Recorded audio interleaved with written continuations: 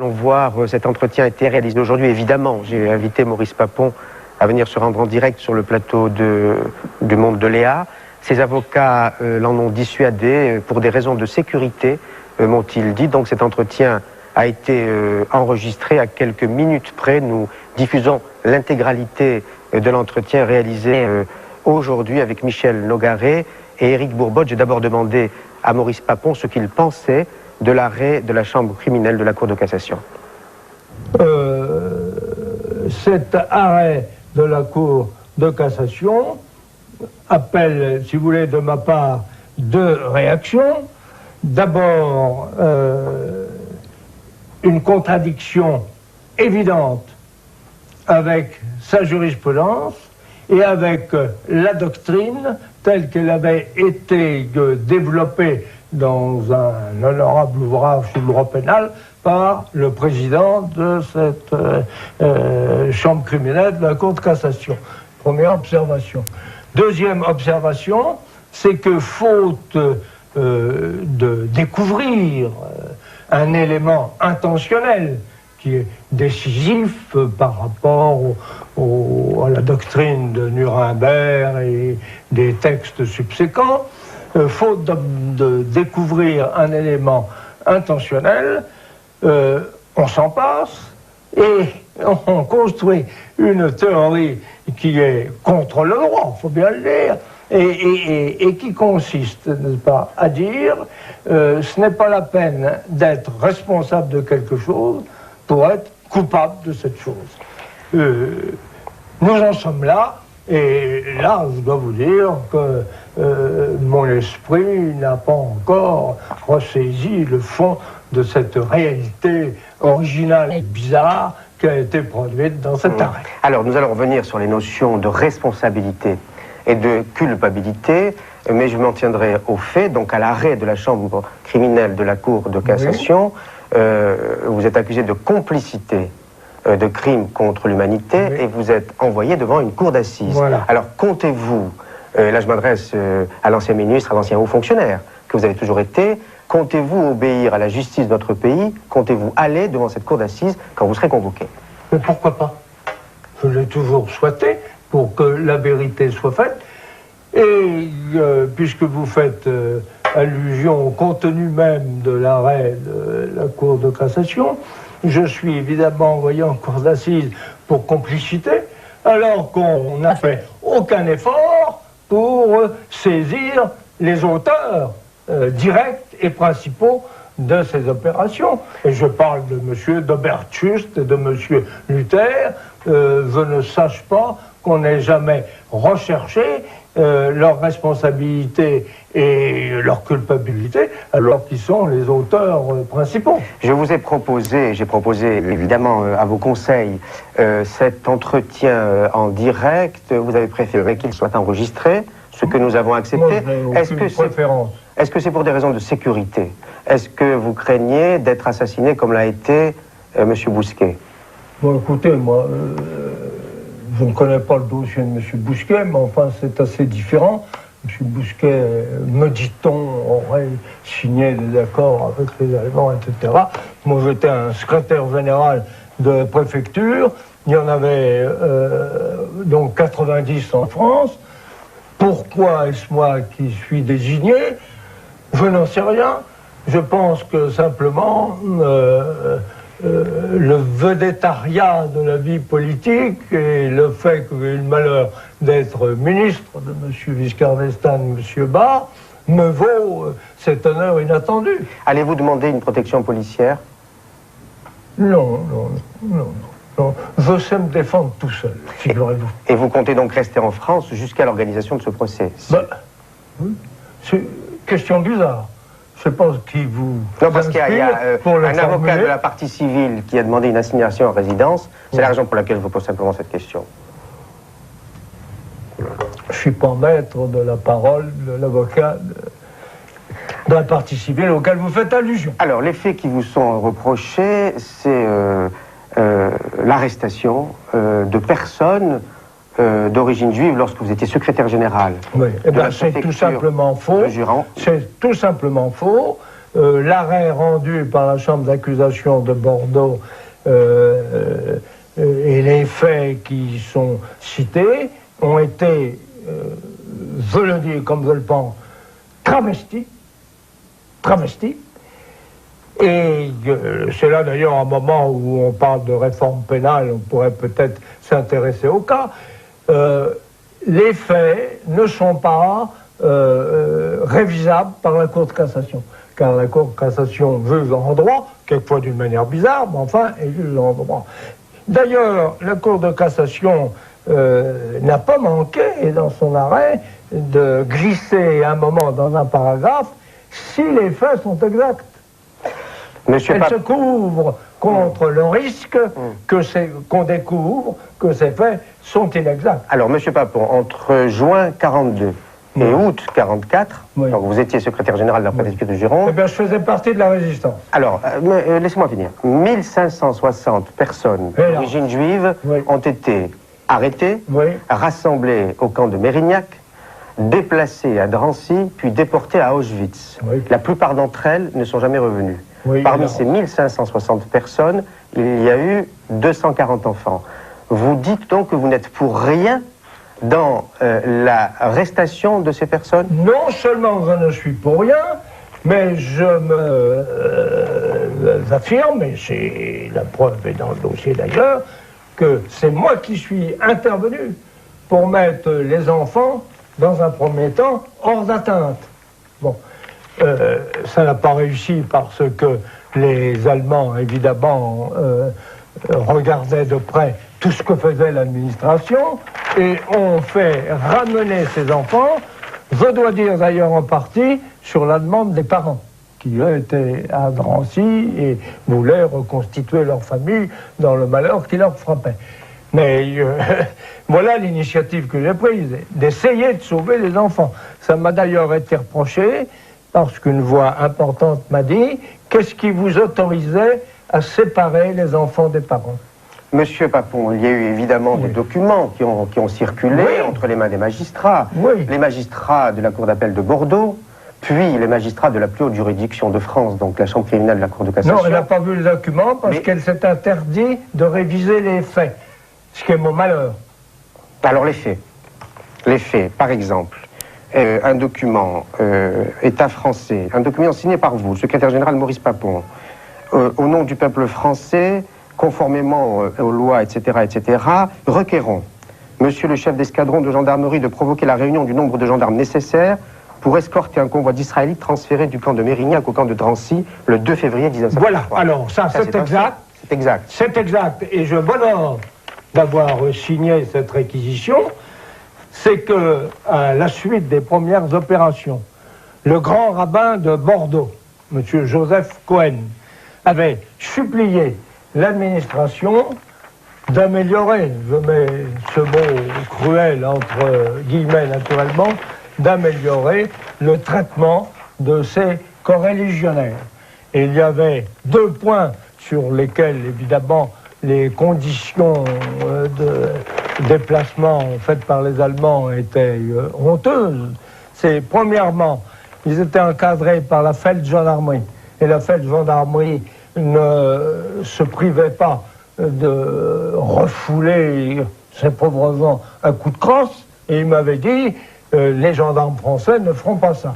Il avait d'ailleurs raison. Et quand on a mis comme escorte les gendarmes français, les pauvres réfugiés n'ont pas été brutalisés. Alors, deuxième point sur lequel je m'honore aussi d'avoir agi, parce que vous allez d'ailleurs me le sortir, c'est la réquisition de wagons de voyageurs au lieu de wagons de marchandises.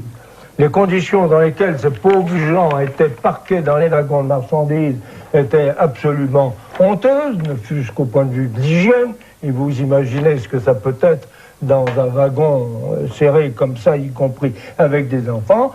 C'est là que j'ai requis des wagons de voyageurs, ou au moins... et là aussi, sur la demande du grand rabbin Cohen. Autre document, monsieur Papon, maintenant, sur ce point précis, autre document. Oui. J'ai l'honneur, c'est un document signé par vous également, adressé au chef de gare principal, gare Saint-Jean. Oui. J'ai l'honneur de vous confirmer l'entretien que vous avez eu récemment avec mon représentant au sujet de l'allocation pour le 18 juillet courant, nous sommes en 42, de wagons de voyageurs nécessaires au transport d'environ 200 personnes. Il conviendra d'ajouter à ces wagons un fourgon de marchandises. Comment? Il conviendra d'ajouter à ces wagons un fourgon de marchandises. Le lieu de destination du convoi est Drancy. Pour les bagages, sans doute. Je ne sais pas, c'est signé par vous. Peut-être. Alors, ce que je veux vous dire, monsieur Paul Amar, c'est que on prétend, à tort ou à raison, faire le procès de Vichy, et à travers moi. Bon, mais j'ai l'impression d'être déjà un personnage secondaire là-dedans, et prend, si j'en crois ce que disent les avocats de la partie civile, procès de Vichy. D'accord. Faisons le procès de Vichy. Mais si nous faisons le procès de Vichy, il faut le faire entier et objectif et mettre tout à plat. Et à ce moment-là, je crois qu'on ne pourra pas éviter de parler du rôle de l'Union générale des Juifs français. Juif qui était l'auxiliaire du grand rabbin Cohen et qui a participé, mais sous la contrainte, je suis le premier à le dire, à ce genre d'opération. Il y a une différence. Je citerai un autre exemple qui est encore plus typique et je dirais plus tragique, c'est que je connais par exemple une des personnalités importantes du CRIF ou d'une autre association qui était chargée pendant la guerre au camp de Drancy de trier, je mets aussi ce mot affreux entre guillemets, de trier les Juifs entre ceux qu'il gardait à Drancy et ceux qu'il désignait pour la déportation en Allemagne. Monsieur Papon, pourquoi avez-vous accepté cette allusion que je fais vise un juif éminent de la société française. C'est eux qui triaient, c'est pas moi. Monsieur Papon, pourquoi avez-vous accepté de diriger le bureau des questions juives ou le service des questions juives? J'ai pas eu à accepter, à refuser. Vous auriez pu désobéir. Ben, j'ai désobéi tout le temps. Moi, j'ai servi la résistance et j'ai toujours saboté, pour reprendre alors un mot exact, ce que l'administration était parfois contrainte. Donc les 11 convois de juifs qui ont été organisés et à des fins de déportation, je défie de trouver ma signature. Mais écoutez, j'ai au moins une vingtaine de documents avec votre signature. Là, ils sont là. Autre document. Mais bien sûr. Juillet 42, où les Allemands demandent l'organisation de rafles à Bordeaux et en Gironde. Il y a un document qui est signé également par vous, je peux vous les remettre évidemment. L'exécution de ces mesures dans le laps de temps imposé est difficile, dites-vous, mais possible. Et vous rajoutez d'ailleurs, il est à déplorer que les autorités allemandes ne paraissent pas dans ces opérations de rafles, ce qui peut causer des réactions fâcheuses dans la population. Je peux la... Voilà, vous permettez que je réponde? Non, je vous les ai laissés finir jusqu'à présent. Allez-y. Bon, alors, je conteste d'abord la phrase que vous me reprochez. Car c'était une phrase qui avait été mise dans ce qu'on appelle dans l'administration une minute, c'est-à-dire un brouillon, et je l'ai barré avant de le transmettre à mon chef, le préfet régional. D'accord. Deuxièmement, et ça c'était reconnu, deuxièmement, mon chef était M. Sabatier, préfet régional de Bordeaux, préfet de la Gironde. Je n'ai jamais pris d'initiative sans avoir reçu des ordres. Alors vous me dites pourquoi ne pas avoir désobéi? Mais j'ai désobéi tout le temps. Tout le temps, mais les désobéissances ne faisaient pas l'objet, malheureusement, d'écrits ou d'archives. Enfin, et il y a du bon sens, monsieur Paul-Amar. Le bon sens. Évidemment, heureusement pour vous, vous n'étiez pas, à l'époque, vous n'étiez pas né, et je vous en félicite d'ailleurs, mais je je crois que les générations nouvelles, dont vous faites partie, ont une méconnaissance complète du temps de l'occupation. Monsieur Papon, Monsieur Papon, nous sommes en 40. Vous êtes, à ce moment-là, un jeune haut fonctionnaire brillant. Vous êtes le directeur de cabinet du secrétaire général de l'administration. Oui, c'était M. C'est ça. Alors, à Paris, au ministère de l'Intérieur. À ce moment-là, il promulguait, au ministère de l'Intérieur, à ce moment-là, il promulguait le premier statut des Juifs, organisant l'exclusion de la vie sociale, de la vie professionnelle des Juifs en France. Pourquoi vous, hauts fonctionnaires, ne vous révoltez pas contre cette mesure et n'entrez pas dans la résistance directement? Pourquoi? Alors là, il n'y avait que deux partis à prendre. Premier parti, partir à Londres. Pourquoi ne l'avez-vous pas fait? À cause de ma famille. Pourquoi, dans ce cas-là, pas de désobéissance civique? Pourquoi avoir... Si, attendez, non. Pourquoi avoir organisé l'arrestation de Juifs de Gironde sous votre autorité? J'ai rien organisé du tout. Vous avez autorité sur la police, en tant que secrétaire général. On me prête autorité. Non, maître. Non, maître Villemain, M. Papon est assez grand pour se défendre. Écoutez, sur la police, seul le préfet maître Villemain et donner les directives à l'intendant de police. Maître Villemain, vous avez tenu à rester aux côtés de M. Papon depuis le début de cet entretien. M. Papon a le propos tout à fait clair. Écoutez, il est assez grand et assez lucide pour se défendre. Je vous en prie, maître. Pardon, Bon, je ne fais que répéter ce que maître Villemain vient de dire, puisque c'est le reflet de la vérité et de la seule vérité.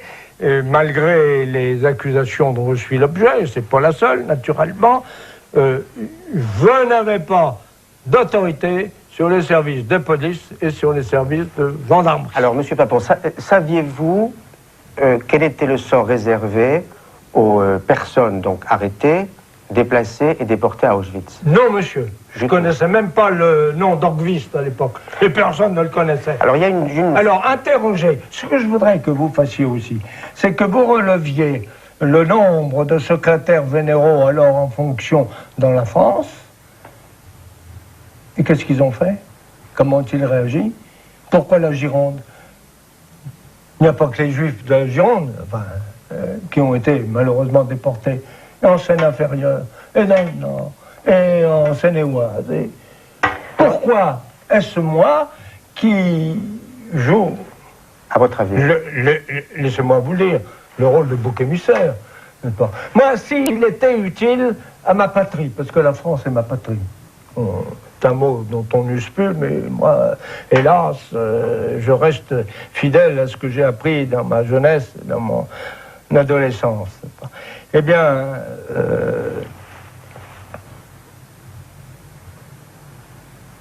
ce que je veux vous dire, c'est simplement ceci. C'est que s'il était utile à ma patrie, que je sois la victime du meurtre d'Abraham, j'y consentirais. Mais comme c'est parfaitement inutile, vous admettrez que je me défende. Et de toute mon âme et de tout mon cœur. Et vous l'admettez. Bon, je pense que le bon Dieu interviendra pour arrêter le bras d'Abraham. Sans revenir au temps biblique, monsieur Papon, revenons simplement à nos temps contemporains. Il y a une jeune femme qui s'appelait Marie Rey, qui avait été déportée par erreur. Elle était catholique. Déportée à Auschwitz. Puis libérée. C'était le convoi du mois de septembre 1942. Donc elle revient en France, elle revient en Gironde, elle vient à la préfecture. Raconter à vos services l'horreur des camps d'Auschwitz. En 1942. Pourquoi ne pas tenir compte de ce témoignage, monsieur Papon? Je ne l'ai jamais su. L'épisode de Mme Rey, je l'ai découvert dans la procédure, si vous voulez le savoir. Mais vous imaginez pas comment on travaillait, les conditions dans lesquelles on travaillait. Mais savez-vous que pendant l'occupation, j'ai pris la responsabilité d'abriter des Juifs à la préfecture? En août 1942, les Allemands demandent l'organisation de rafles, demandent que des Juifs ou des personnes d'origine juive soient déplacés à Drancy. Vous envoyez votre adjoint Garat à Drancy, qui vous rapporte un petit peu les conditions un petit peu difficiles, et qui vous dit en substance, s'il n'y a pas assez de juifs d'origine étrangère, il faudra faire déplacer... Non, pas il faudra. Là, Attendez. vous dénaturez les choses. Il y a un propos Quand de Garat est revenu, il a simplement dit, j'ai appris là-bas, c'était à Paris, bon, que s'il n'y avait pas un contingent suffisant, etc., etc. Bon, c'est pas la même chose. Et vous avez, quand vous avez Le Guet, le bras droit de Bousquet, Oui. au téléphone, Oui. le 23 août, Oui. et que vous lui demandez ce qu'il faut faire, il vous dit il faudra, je vous cite, c'est une de vos notes, exécuter les instructions des SS. Bon, c'est lui qui dit ça, c'est Oui, pas oui, moi. c'est Le Guet. Et moi, je rends compte à mon préfet. Je suis pas le patron. Vous prenez votre famille avec vous et vous partez, monsieur Papon. Vous restez pas à Bordeaux. Vous restez pas secrétaire général de la préfecture de Gironde. Vous êtes un jeune haut fonctionnaire. Pas du tout, parce que j'ai un rôle dans la Vous résistance refusez. et je le remplis. Et je le remplis conformément d'ailleurs aux instructions de Londres. Car ces instructions de Londres existent, elles sont dans le dossier, personne n'en parle, naturellement. Cette fameuse rafle d'août 42, toutes ces personnes qui sont arrêtées à Mérignac, déplacées à Drancy, avant d'être déportées à Auschwitz, il y a des enfants. Oui, on en a parlé tout à l'heure. Il y a des enfants. Il y a par exemple deux petites filles. Ben oui, Rachel Stopnicki. oui, Elle a à l'époque 5 ans. oui. Alors, Alors, attends, laissez-moi, monsieur Papon, je vous laisse terminer votre phrase, vous me laissez terminer simplement ce rappel des faits. oui. Sa sœur Nelly, elle a 2 ans. Ces deux petites filles, Rachel et Nelly, avaient été placées dans une famille parce que leurs Exact. propres parents avaient été déportés et n'étaient jamais revenus Oui. d'Auschwitz. Et parce qu'on s'en était occupé. Alors, Rachel... Permettez-moi. Oui, alors Bon. justement. Alors vous avez placé ces deux petites filles dans une autre famille. En fait, ils étaient 3 Exact. avec leur sœur Thérèse. Exact. Et malheureusement, 2 d'entre elles, donc Rachel, 5 ans, et Nelly, 2 ans, sont à leur tour déplacées à Drancy, Oui. puis déportées à Auschwitz. Elles ne sont jamais revenues. hélas. Elles sont là, monsieur Papon. Oui, oui, bon. Voilà. Alors, Voilà Rachel Bon, et voilà oui. Nelly. Je veux dire, quand vous voyez les photos de 2 petites filles et d'autres d'ailleurs, parce qu'il y a d'autres Ouais, enfants, ouais. je l'ai dit tout à l'heure, 240 en 2 ans, qui ont été déportés, qui sont morts. oui. Attendez, non, regardez-les à nouveau. Oui. Non, en ce moment, vous êtes en train de faire du cinéma, monsieur. Mais non, mais si. Non, c'est de la Gironde. Alors, j'étais pas Oui, passé à la feuille. alors, laissez-moi vous répondre sur ce point précis. Et il y a d'ailleurs un témoignage d'une dame dont j'ai oublié le nom, mais celle-là même qui avait en garde les petites filles. Et elle témoigne que les enfants Stopnicki ont été réclamés par les parents. Réclamés par les parents. Alors pourquoi me coller sur le dos cette infamie? Car c'est une infamie que vous commettez là en ce moment. Alors je ne l'accepte pas. Et je vous défie, vous comme tous les autres d'ailleurs, de me sortir un ordre de déplacement, de déportation de moi. Il n'y en a pas un. C'est pas vrai. L'arrestation aussi. Mais non, jamais de la vie. Et tous les documents là. Mais les documents, c'est pas... sont les documents de M. Slitansky qui a donné 3 ou 4 versions d'ailleurs de son, Mais ces documents qui de ont été son signés départ. par vous, Mais non, monsieur. non. Monsieur. C'est trop facile à la télévision de feuilleter un dossier sous les yeux en faisant croire aux téléspectateurs que tout ça est bourré de ma responsabilité. Mais alors apparemment, les magistrats de la Cour d'appel de Bordeaux ont tout faux. Ah ben... Oui, Ce qui est je suis porté à le croire. Ils ont tout faux. Et la chambre... D'ailleurs, je vous ai dit tout à l'heure que l'arrêt de Bordeaux exposait des faits, et je suis modéré dans mon expression, qui ont été travestis. Et alors, les magistrats de la Chambre criminelle de la Cour de cassation ont également tout faux. Non, parce que eux, ils s'interdisent, c'est la fonction d'ailleurs de la Cour de cassation, je ne vais rien dire, d'examiner les faits. Les faits sont ce qu'ils sont, tels qu'ils sont présentés. Eh ben oui, c'est comme ça. Et quand ils disent que vous auriez pleinement apporté votre concours à l'autorité allemande, je me contente de citer. Vous aurez remarqué que je me suis contenté de citer... des Alors, vous remarquerez, en lisant attentivement l'arrêt de la Cour de cassation, je ne l'ai pas encore fait, mais je vais le faire, le nombre de conditionnels qui sont employés dans la prose. Alors, moi, je fais bien parler au conditionnel. Mais en ce moment, je vous parle à l'indicatif. Donc le concours que vous auriez apporté à l'autorité allemande, là non plus. Non, non. Et quand il y a Je le maintiens. un document... D'ailleurs, j'ai été menacé, moi, par les Boches. Bon. Alors menacé, mais il y a un autre document qui, justement, des Boches, Oui, oui. qui disent que vous aviez une attitude correcte et facilement coopérative.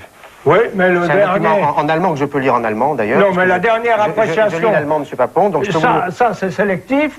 C'est au moment où les Allemands, se renseignant sur les fonctionnaires, et essayaient d'approcher leur opinion. Et il y a au moins 4 ou 5 notes des autorités allemandes sur moi, mais la dernière est très nette. Elle dit le secrétaire général Maurice Papon est un pro-américain. Attendez, je vais vous le lire. Oui. Voilà, rapport allemand de renseignement en date du 9 décembre 1943. En conséquence, Papon serait pro-américain et se refuserait à une coopération avec l'Allemagne. Excusez-moi d'ajouter, sa valeur professionnelle est reconnue par le service de sécurité. Bon, je le mets entre parenthèses. 21... Et alors, il y en a un autre, Allez, où moi, je vais il le est voir, dit, il n'y a pas d'espoir de collaborer utilement avec... 21 janvier 1943... Oui, mais moi, je vous donne novembre. D'accord. Une note de la Feldkommandantur 529. Oui. Monsieur Papon peut être considéré comme un administrateur habile qui sait faire face aux situations difficiles. Papon, alors c'est d'ailleurs assez curieux, a dû être antérieurement monarchiste. Il passe aujourd'hui pour partisan du maréchal Pétain et du gouvernement de Laval. Il travaille bien avec la commandanture et il est rapide et sûr. Bon. Vous avez été monarchiste? Rions, oui, paraît-il. Enfin, il y a des révélations comme ça sur le tard qui se font. Est-ce que la résistance, vous en parlez, devait se faire au prix de l'envoi, pour ne parler que de la Gironde, de l'arrestation de 1560 personnes en 2 ans, et de l'envoi à Auschwitz, pour ne plus jamais revenir, de ces 1560 personnes, dont 240. Alors, moi, ce qui me conteste, c'est pourquoi vous mettez le projecteur sur la Gironde. Je répète qu'il y avait 90 ou 91, je ne sais plus combien, secrétaires généraux, qu'il y avait 90 ou 91 préfets. Personne ne parle d'aucun. Tant mieux d'ailleurs. Si je paye pour eux, tant mieux pour eux, tant pis pour moi. Mais pourquoi la Gironde? Je comprends pas. Enfin, ou je comprends trop. Parce que c'est une grande entreprise que celle dont je suis victime. C'est une grande entreprise qui ne vient pas d'ailleurs de France. Il y a de hautes instances qui se sont mêlées de ça et qui ont financé d'ailleurs l'opération. Qu'est-ce qu'on veut dans cette affaire? Je vais vous le dire en 2 mots, ce qu'on veut. On manœuvre pour que la France soit en quelque sorte alignée sur l'Allemagne dans la responsabilité de cet affreux génocide. Mais qui ont? On manœuvre. Qui ont? Enfin, quand vous dites ça vient pas, alors, ça vient d'ailleurs que de la France. Oui, oui, ben demandez à New York. Et pour quelle raison, M. Papon? Quelle raison? Pour que l'Allemagne ne soit pas la seule coupable dans cette opprobre. Et que la France y a sa part. D'ailleurs, on l'a reconnu complaisamment.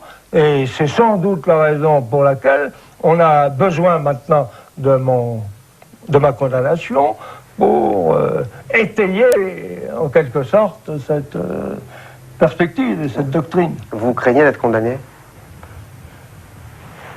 L'avenir appartient à Dieu, si on croit en Dieu.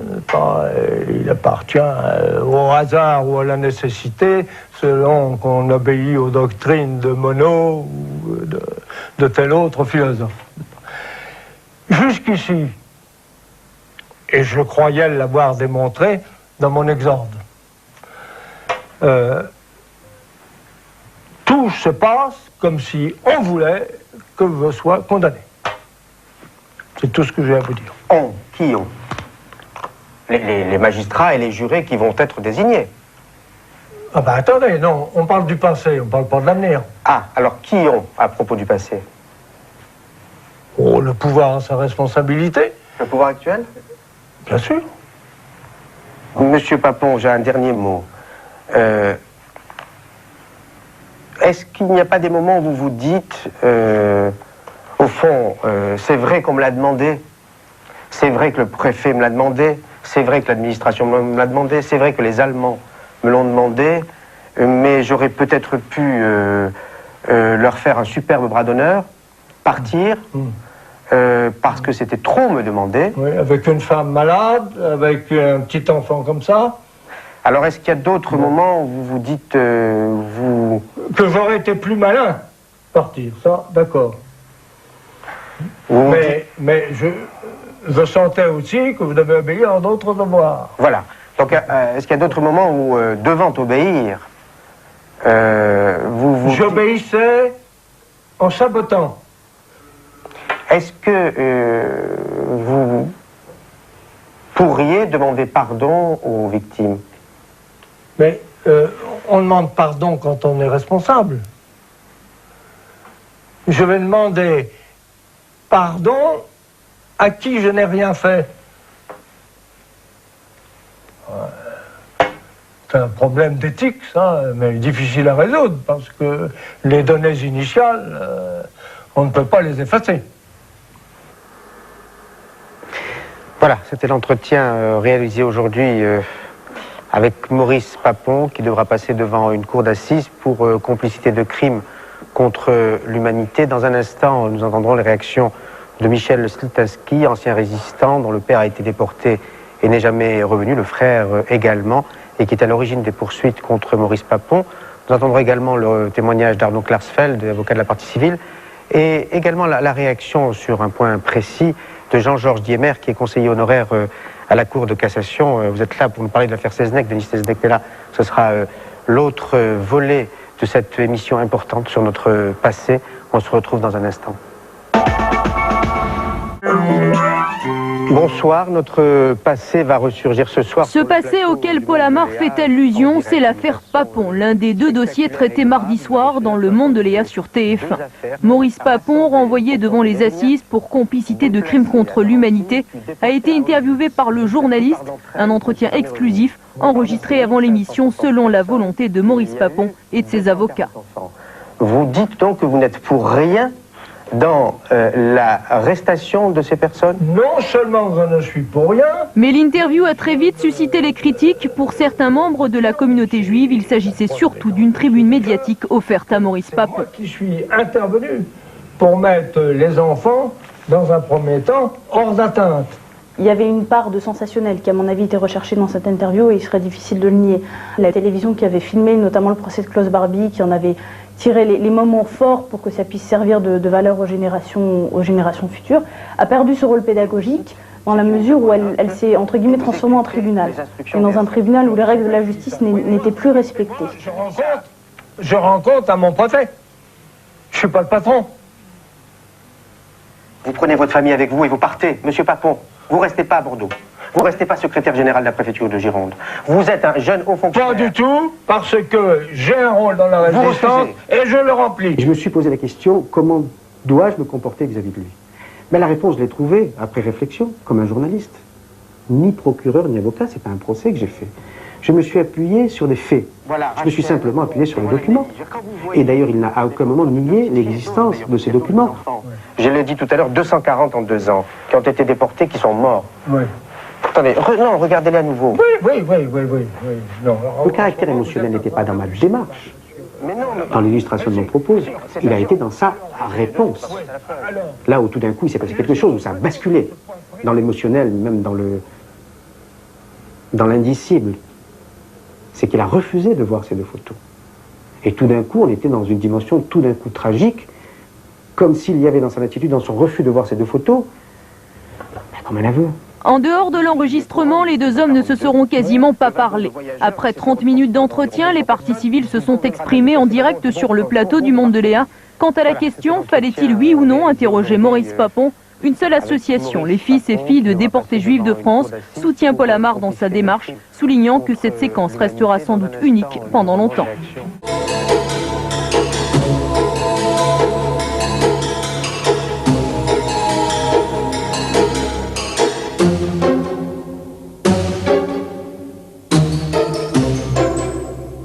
Mardi dernier, dans son émission de TF1, Le Monde de Léa, Paul Amar recevait Maurice Papon. L'émission qui a réalisé un grand succès d'audience, puisqu'elle a fait son 2e score d'audience depuis le début de son existence, a immédiatement suscité une polémique très importante, aussi bien dans la communauté juive que dans les milieux judiciaires. Alors, fallait-il, pouvait-on interroger Papon devant les caméras de télévision? Nous nous le demanderons en nous arrêtant dans cette émission sur une autre émission, Le Monde de Léa. Nous le ferons d'abord avec vous, Paul Amar, bonjour. Bonjour. Nous le ferons avec vous puisque vous avez accepté de venir relire à chaud, quelques jours après, les principaux moments les plus marquants, les plus impressionnants du Monde de Léa. Arnaud Klarsfeld, vous êtes avocat et vous participiez au Monde de Léa, vous étiez sur le plateau, d'où j'en déduis que vous pensez, vous, qu'il fallait faire cette émission. Vous êtes partie civile, j'ajoute, au futur procès Papon, au procès de Bordeaux. Henri Leclerc, vous êtes aussi avocat, vous êtes président de la Ligue des droits de l'homme et à ce titre, vous serez aussi partie civile dans le procès Papon de Bordeaux. Et vous pensez, vous êtes-vous d'un avis différent quant à l'opportunité de faire cette émission avec Papon? Je pense que cette émission constitue une erreur et quelque chose qu'il ne fallait pas faire. Alors vous nous le direz, vous développerez et bien évidemment on échangera. Alain Raymond, vous l'avez regardé et vous nous donnerez votre sentiment. Mais la veille de l'enregistrement du Monde de Léa, vous aviez regardé une émission beaucoup plus futile, Les 7 d'or. Vous allez nous le dire et vous allez faire court, je suis sûr. Les 7 d'or, il y a eu beaucoup de 7 d'or décernés, 33 si j'ai bonne mémoire. Il y en a pourtant un qui n'a pas été décerné. Et je suis très surpris alors qu'il y avait une sacrée compétition pour avoir le titre. On va voir quel 7 d'or aurait pu être donné ce soir-là. Nous allons célébrer la télé comme on fête un anniversaire. Il n'y aura pas de longs discours excepté les nôtres, là. Alors on nous a dit de faire bref. Nous serons brefs. Il paraît qu'il faut faire très vite. Et nous allons faire très vite. Marie-Claude et moi avons décidé d'être rapides, mais néanmoins efficaces. Puisqu'on m'a dit dès le départ, Jean-Claude m'a dit, soyez court. On sera très court parce qu'on m'a dit, il faut être très court maintenant, à cette heure-ci, c'est très court. Donc comme j'ai rien à dire, ça tombe bien. Il me semble que je vous vois venir. Voilà, c'est le 7 d'or du faire court. Vous vous souvenez de cette apostrophe jadis, court camarade, le monde est derrière toi. Là, c'est carrément court camarade, fais court. Et c'est la règle d'or de la télévision. J'ai rarement vu une émission où la télévision proclame aussi ingénument son obsession, qui est de faire court, faire court, faire court. Et ce que je trouve très savoureux dans l'histoire, c'est que cette obsession du faire court ce soir-là est arrivée à une émission interminable et qui a tout débordé. Comme quoi le temps est quelque chose d'assez capricieux. Je ne parle pas de la météo, là, mais de l'obsession du temps. D'autres sortes de temps. Alors, un de ces 7 d'or a été décerné à Thierry Roland, le commentateur sportif de TF1, et comme il est tout à fait naturel, le lendemain à 13h, TF1 s'en félicitait. Voilà. Il y eut la nostalgie de Thierry Roland, meilleur journaliste sportif sur TF1, regrettant l'absence de Robert Chapat. Voilà, alors on a donc vu Thierry Roland au 13h le lendemain monter sur l'estrade, mais pour ceux qui avaient regardé la veille l'émission en direct, ils se sont rendus compte que l'histoire n'était pas tout à fait complète, il lui manquait la chute. Bravo.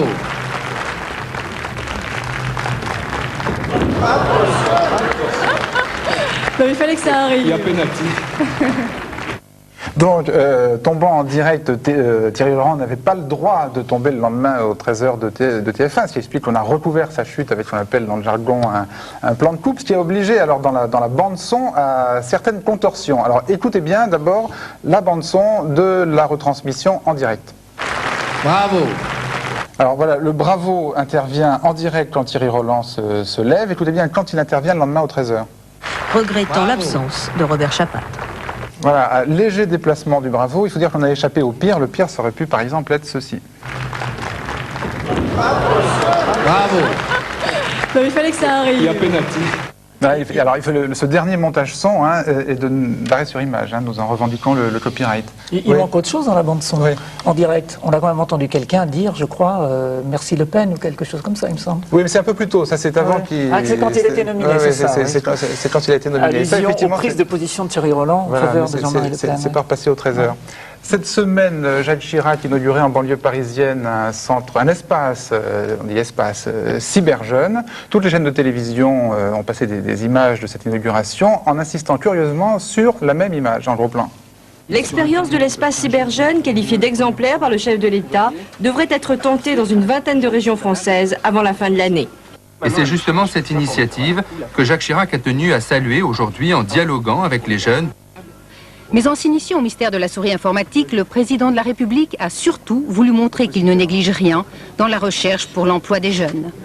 Alors, c'est toujours une histoire de plan de coupe. Hein. Sur les 3 chaînes, on a vu en plan de coupe, en gros plan, cette main qui appuie sur une souris informatique. Là, on peut se demander pourquoi c'est cette image-là qui avait retenu l'attention des journalistes. Et alors, notre curiosité a été encore aiguisée par une allusion sibylline de Patrick Poivre-Ravort à la fin du reportage du 20h de TF1. Et on voit que Jacques Chirac, qui semble-t-il avait des doutes il y a 2 mois, a vite appris ce qu'était une souris. Alors là, je dois dire que notre curiosité avait atteint son paroxysme, surtout qu'à la télévision, jamais on ne nous avait fait part de problèmes éventuels entre Jacques Chirac et la souris informatique. En revanche, on en avait beaucoup parlé dans les semaines précédentes, mais il fallait pour ça avoir lu les journaux et il fallait avoir écouté les radios, parce que vraiment c'est une histoire qui a été très répandue. L'histoire, c'est que Jacques Chirac, quelques mois plus tôt, 2 mois plus tôt, je crois, en inaugurant les locaux de la très grande bibliothèque, avait demandé ce qu'était une souris informatique. Il ne savait pas ce que c'était. Alors on avait entendu parler, mais ça fait partie de ces informations qui n'existaient pas vraiment parce qu'on n'en avait pas vu l'image, ou en tout cas on l'avait très peu vue. On l'avait vue une seule fois sur Canal+. La voici donc pour les téléspectateurs d'Arrêt sur Image.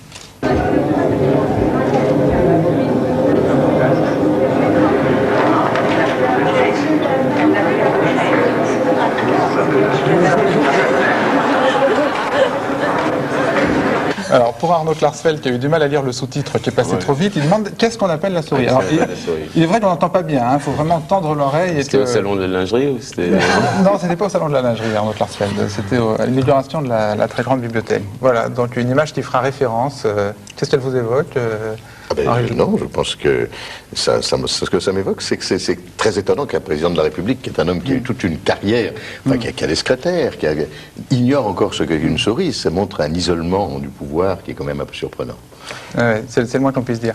Avant d'en venir au débat qui va nous occuper sur le passage, l'interview de Maurice Papon cette semaine par Paul Amar, je crois qu'il faut d'abord rappeler ce qu'a été cette émission dans toute sa longueur, parce que c'est une émission qui a été composée de plusieurs parties. Oui, mardi 28 janvier, donc dans votre émission Le Monde de Léa, diffusée sur TF1, vous avez diffusé donc cette interview de Maurice Papon a été précédée d'un court montage de documents rappelant la procédure et les accusations à l'encontre de Maurice Papon et montrant en particulier le fac-similé d'un ordre de transfert de juifs vers le camp de Drancy et signé Papon. L'interview qui a été enregistrée l'après-midi au cabinet parisien de l'avocat Maître Villemain et en sa présence a ensuite été diffusée, amputée notamment d'un préambule écrit à l'avance par Maurice Papon. La réfutation des propos tenus ne viendra qu'après une coupure de publicité. Cette contradiction sera apportée par l'un des avocats de la partie civile, Arnaud Klarsfeld, puis par Michel Slitinski, ancien résistant déporté, celui qui est à l'origine de toute la procédure, et enfin de Jean-Georges Diemer, ancien magistrat. Alors l'émission, nous le disions, Le Monde de Léa a été très très suivie. Oui, 3 millions de téléspectateurs. C'est votre deuxième meilleure audience, je crois. Non. Non, c'est ce que je lis dans la presse. C'est ce qui a été écrit, non, peu importe. Peu importe. Enfin, l'émission sur les SDF, sur le chômage, sur l'hôpital et sur les sectes au moment du procès de l'église de Scientologie ont plus de spectateurs et vous comprenez bien que c'était pas l'intention. C'était pas le but. C'était pas le but, d'accord. Alors, cela dit, le lendemain aussi, elle a déclenché, Colombe, une avalanche de réactions. Oui, des réactions qui vont dans le sens de dire, sur le fait même d'avoir interviewé Papon, mais aussi dans les conditions dans lesquelles il était réalisé, par exemple, par l'Union des étudiants juifs, qui se dit choqué par l'étude de TF1, qui a accepté de servir de prétoire médiatique à Maurice Papon, la seule instance compétente dont doit disposer Maurice Papon est la Cour d'assises de Bordeaux. Enfin, du MRAP, interviewer Maurice Papon sans avoir une connaissance suffisante du dossier revient à lui laisser la possibilité de créer auprès du public les conditions d'un doute sur ses responsabilités, du CRIF. Le CRIF, le Conseil représentatif des institutions juives de France, oui. Exactement, oui. Quelle que soit la qualité d'un journaliste, il ne peut faire fonction de procureur sur un plateau de télévision, alors même que les droits de la défense, et notamment ceux des parties civiles, ne peuvent être respectés. Et enfin, de Daniel Boulanger, qui est un des avocats de la partie civile, en particulier de Michel Slitinski, qui dit on ne rend pas justice à la télévision, il ne faut pas se tromper de genre, le journaliste a dérapé, on ne se met pas à engueuler les gens qu'on a en face de soi. Même les criminels contre l'humanité ont le droit de se défendre dans des conditions dignes. Gérard Boulanger, qui est un avocat bordelais. Oui. Vous citez le communiqué de Serge Klarsfeld, le président de l'association. Non, mais je pense que de Serge Klarsfeld, le président de l'association des des fils et des filles déportés juifs de France? Non, mais son fils Arnaud Klarsfeld. Non, Serge Klarsfeld qui est président. Son fils parlera en tant que... Je pensais que Arnaud Klarsfeld pouvait le... Je pense qu'il doit pas... Je l'ai pas appris par cœur. Non, je vais le donner, mais Paul Amar, d'après mes informations, Arnaud Klarsfeld n'est pas en désaccord avec le communiqué de son père, donc je pense qu'il nous donnera son sentiment sur le plateau. Le combat que le père a mené lui donne une légitimité qui aurait pu vous inciter à citer son communiqué. Nous ne l'avons pas fait, sachant qu'il a trouvé justifier non seulement la qualité de l'entretien, mais la diffusion de l'entretien. Bon, d'accord. Je le lirai à voix haute plus tard. Si vous le souhaitez. Avant d'en venir à la discussion, quelques questions très, très rapides, si vous voulez bien, sur les conditions dans lesquelles l'entretien a été négocié, réalisé. À l'origine, c'est une demande de Papon ou de ses avocats, ou c'est votre demande, c'est la demande de TF1? C'est notre demande, c'est la demande de TF1, avec l'accord du vice-président qui est chargé des programmes, Étienne Moujotte. Évidemment, j'ai bien entendu le propos liminaire de Maître Leclerc. J'entends bien la réaction de Henri Hechtenberg, qui est président du CRIF, et qui a une légitimité pour en parler. Il est président du Conseil représentatif des institutions juives de France, et c'est une vraie question. Non, attendez, je suis en train de vous répondre. Je suis en train de vous répondre. Fallait-il ou pas diffuser cet entretien? Fallait-il ou pas le réaliser? Fallait-il ou pas le diffuser? Vous pensez bien que la question, je me la suis posée, et qu'on se l'est posée au sein de l'équipe, avec la rédaction en chef de l'équipe, et qu'après longue réflexion, mûre réflexion, on a décidé, de réaliser cet entretien, et de le diffuser dans un souci très précis, informer les Français, notamment les jeunes générations qui n'ont pas connu cette période.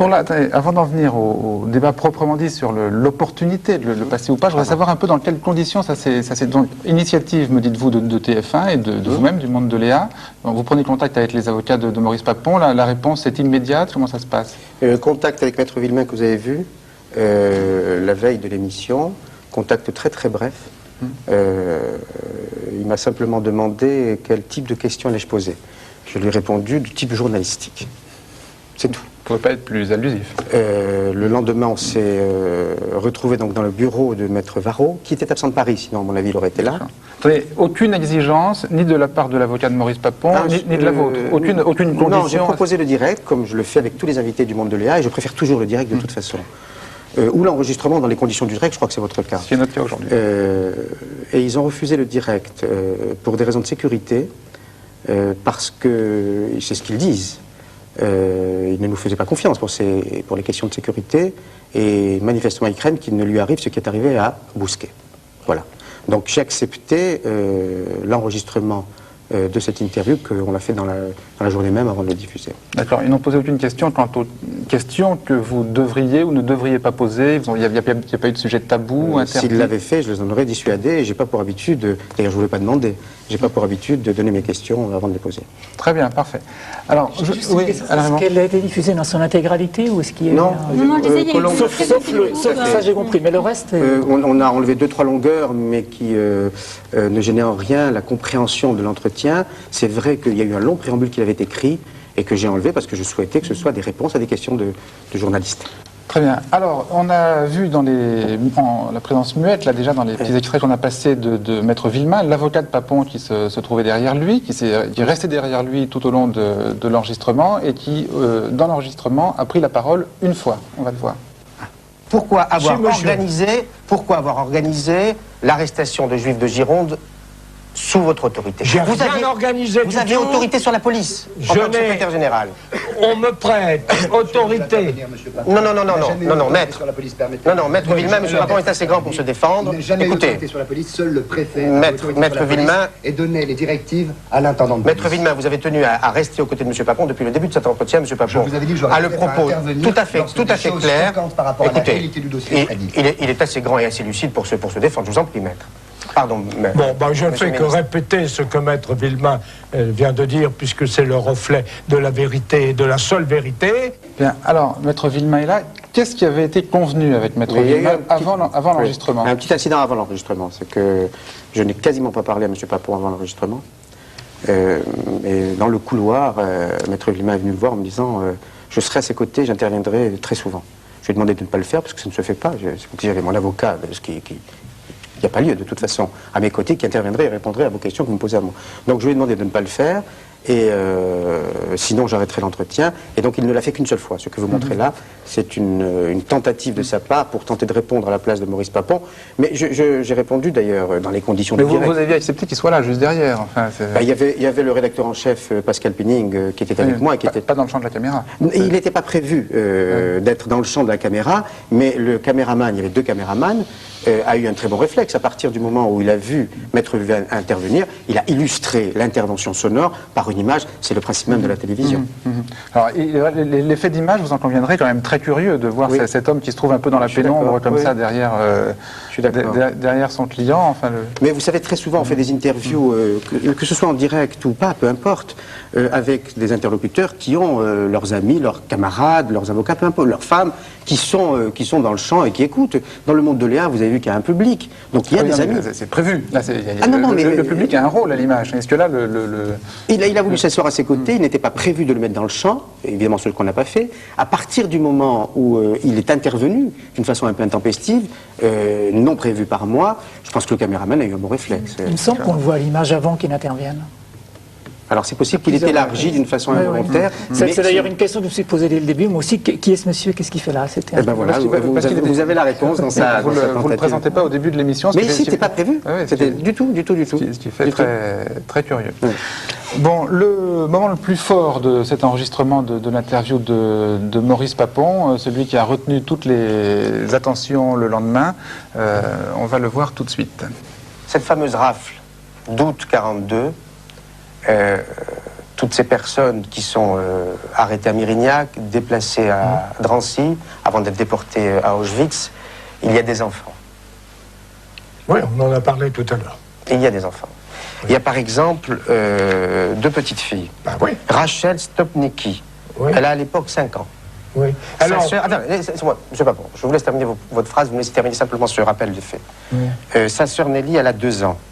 Ces deux petites filles, Rachel et Nelly, avaient été placées dans une famille parce que leurs propres parents avaient été déportés et n'étaient jamais revenus d'Auschwitz. Et parce qu'on s'en était occupé. Alors, Rachel... Oui, alors justement. Alors vous avez placé ces deux petites filles dans une autre famille. En fait, elles étaient 3 avec leur sœur Thérèse. Exact. Et malheureusement, 2 d'entre elles, donc Rachel 5 ans et Nelly 2 ans, sont à leur tour déplacées à Drancy, puis déportées à Auschwitz. Elles ne sont jamais revenues. Elles sont là, monsieur Papon. Voilà. Alors, voilà Rachel et voilà Nelly. Quand vous voyez des photos de 2 petites filles et d'autres d'ailleurs, parce qu'il y a d'autres enfants, je l'ai dit tout à l'heure, 240 en 2 ans, qui ont été déportés, qui sont morts. Attendez, non, regardez-les à nouveau. Oui. Non, en ce moment, vous êtes en train de faire du cinéma, monsieur. Mais non, mais si. C'est de la Gironde. Alors, j'étais pas prêt à la fin. Alors, un moment de télévision, je pense que tous les téléspectateurs qui l'ont vu en conviendront, un moment de télévision extraordinaire, qui nous donne vraiment un exemple pur de ce que la télévision, au choix, peut faire de meilleur ou de pire. Donc je voudrais qu'on en parle longuement, c'est un moment très important. Peut-être d'abord, en commençant par vous, Alain Raymond, votre réaction de téléspectateur quand vous avez vu ça. Elle est difficile à isoler du reste. Moi j'ai une position de principe que je lis tout de suite à Paul Amar, qui fera comprendre ce que je vais dire par la suite. Je pense que vous avez eu tort de faire cette émission. Je pense qu'il ne faut pas confondre la justice et la télévision. Votre rôle sur le plateau, vous avez dit, j'ai posé des questions de journaliste. Non, vous avez posé des questions de procureur. Vous aviez le dossier, donc vous êtes intervenu sur le plateau comme quelqu'un qui était l'accusation. Bon, je pense qu'il faut respecter les formes en démocratie et que quelqu'un qui est accusé de crimes abominables comme les Papons, il doit être jugé avec le cérémonial, avec tout ce qui compte, avec les droits de la défense et tout, de la justice dans un tribunal. Bon, c'est pour expliquer ce que je vais dire maintenant. Et vous vous êtes mis dans une telle situation que ce que dit Papon là, c'est absolument horrible, je suis obligé personnellement d'être d'accord avec lui quand il dit vous faites du cinéma.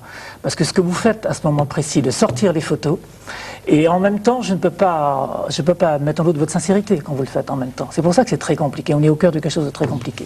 Mais le geste que vous faites, ce que vous faites, il a raison, c'est du cinéma. Vous confondez plusieurs rôles, le rôle du procureur, tout à l'heure, et le rôle du type de télévision, qui est là quand même pour faire un coup. Parce que je n'ai pas bien compris ce que vous attendiez. Vous attendiez que Papon avoue devant tout le monde, oui, je suis coupable, oui, je suis responsable. Et montrer les photos, c'est le coup pour essayer de faire craquer sa carapace, sa cuirasse, de montrer, enfin, je sais pas, de faire sortir quelque chose de lui, et qui disent oui, c'est vrai, je me repens, donc je suis coupable. Et là, il a raison. Vous faites un coup de télévision et vous faites du cinéma. Et c'est ce que je trouve horrible, la situation dans laquelle vous vous êtes mis, dans laquelle vous nous mettez.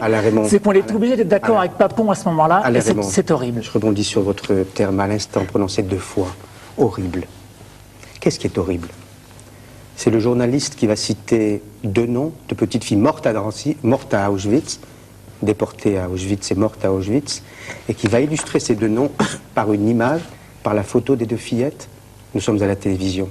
Qu'est-ce qui est horrible?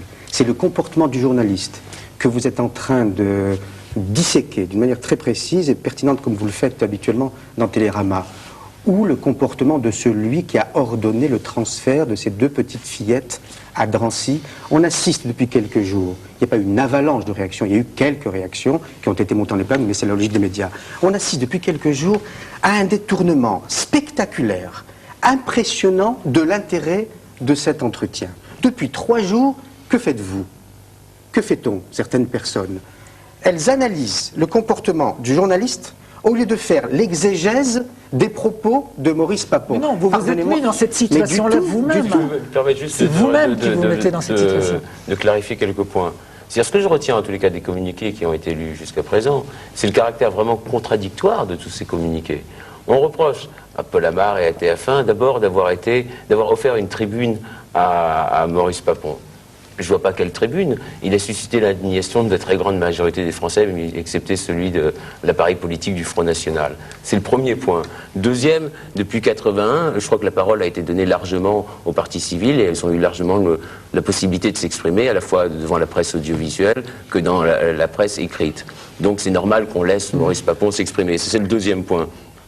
Le troisième point, c'est il et moi-même qui représente une dizaine de victimes et qui ne suis pas avocat de l'association des fils et filles des déportés juifs de France. Vous avez réfuté les propos de Papon? Et j'ai réfuté les propos. Donc, en plus, le dernier point, ce qui est un point important et qui n'a pas été soulevé jusqu'à maintenant, c'est que les Français n'auraient pas pu se faire une image de Maurice Papon. Il y a une loi qui autorise de filmer les procès à caractère historique, mais les images ne peuvent pas être présentées avant 20 ans. Donc les Français n'auraient pas eu d'image de Maurice Papon s'il n'y avait pas eu cette interview. Non mais je voulais insister sur le caractère contradictoire. Maintenant on reproche à Paul Amar et à TF1 d'avoir été un procureur contre Papon. On lui reproche d'abord d'avoir offert une tribune, ensuite d'avoir été un procureur.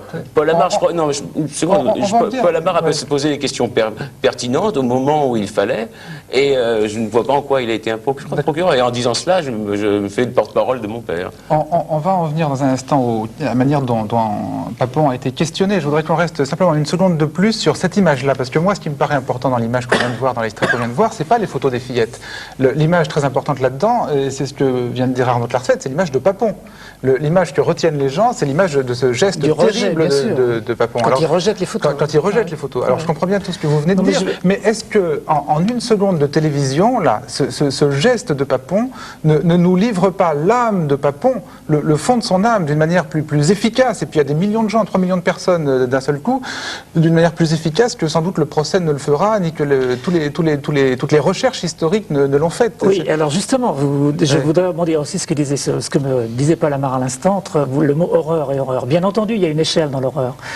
Ce qu'a fait Papon, enfin, on attend le jugement, mais enfin, ses responsabilités, c'est ça la véritable horreur, on est bien d'accord. Et le geste qu'il a de rejeter les photos, bien entendu, c'est un geste abominable, ainsi que son rire, enfin son... Mais est-ce que ça ne révèle pas le visage de Vichy à 3 millions de personnes tout d'un coup? Mais là-dessus, j'ai une position de principe qui est tout simplement, on ne mélange pas les gens, il y a une confusion, et je crois que si on laisse la télévision faire ce que doit faire la justice, qui sont des procédures démocratiques, c'est le peuple français à travers, c'est le juré qui juge, ce n'est pas Paul Amar, ce n'est pas la télévision, ce n'est pas TF1. Raymond, la publication de ces photos de fillettes, on la trouve dans tous les journaux de presse écrite. Bien sûr.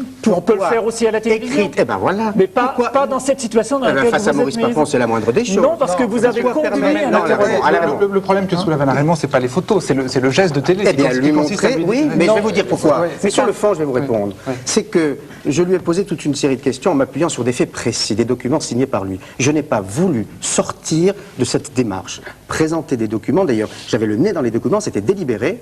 je ne voulais pas trop le regarder face à face, j'avais le nez dans les documents, je ne voulais pas sortir de cette démarche. Mais à ces questions précises, sur les documents signés par lui, sur l'arrestation de Juifs, sur le transfert de Juifs à Drancy, sur les relations avec la FEL Kommandantur, sur les relations avec Vichy, à ces questions précises posées par moi, il répondait d'une manière relativement vague. Et c'est la raison pour laquelle, à un certain moment, comme il faut donner, si j'ose dire, de la chair, et je le dis sur un ton très grave, à ces questions. J'ai voulu tout simplement citer des faits. Citer des faits, c'est citer des noms. Ce sont des personnes, enfants, femmes, hommes, qui ont été déportés, qui sont mortes à Auschwitz. Donc j'ai voulu donner au moins...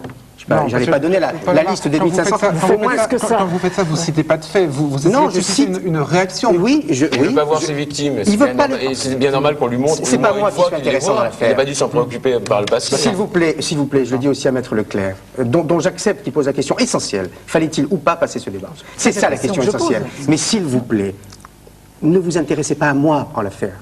Intéressez-vous à Papon. C'est pas moi, je veux dire moi. C'est pas le journaliste qui est intéressant. C'est Papon. Oui, mais je vais vous donner la parole dans une seconde. Mais oui, il va avoir la parole dans une seconde. Je voudrais juste vous poser une dernière question sur ce moment qui, moi, me semble très, très important. Il se trouve que, comme je le disais, il révèle le fond de son âme en rejetant le... Mais si vous avez pensé une seconde qu'il aurait pu, s'il avait, je ne sais pas moi, manifesté une science plus grande de la télé, qu'il aurait pu récupérer formidablement votre geste en sa faveur. C'est-à-dire qu'il aurait pu faire un effet de télé, il aurait pu prendre les photos des fillettes, il aurait pu feindre la compassion, enfin, et à ce moment-là, il raflait la mise télévisuellement. On sait que Maurice Papon, dès qu'il parle, il attire l'indignation des Français. La dernière fois qu'il a parlé, il s'était comparé au capitaine Dreyfus. Il a dit qu'il avait apporté des couvertures aux déportés. Bien, on sait au moins qu'il est antipathique et que chaque fois qu'il parle, il s'enfonce. Donc il n'y avait pas de danger. D'accord. Henri Leclerc. Moi, ma position est un peu une position de principe comme celle. Mais je dirais que ce qu'il y a, c'est que voilà quelqu'un qui va comparaître sur l'accusation du plus grave crime qu'on puisse reprocher à quelqu'un, le plus grave crime. Bien. Voilà quelqu'un qui est donc accusé d'un crime terrible. L'horreur, elle est évidente. Alors, évidemment, nous sommes tous partiaux dans cette affaire.